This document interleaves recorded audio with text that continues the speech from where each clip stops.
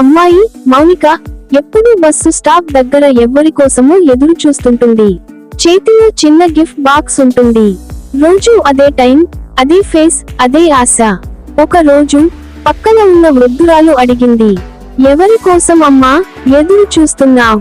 మౌనిక స్వల్పంగా నవ్వింది.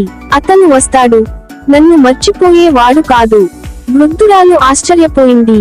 ఎప్పుడు ఇస్తావు ఆ గిఫ్ట్? మౌనిక మెల్లగా అన్నది, ఇదిగో 5 ఏళ్ల కిందట ఆయుష్ కి బర్త్డే గిఫ్ట్. కానీ అప్పటి నుంచి అతను తిరిగి రాలేదు. వృద్ధురాలు భయంగా అడిగింది, ఎందుకు? మౌనిక కన్నీళ్లతో నవ్వింది.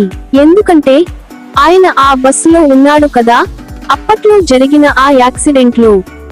ఇది వాడి కోసం కాదు, వాడి జ్ఞాపకానికి.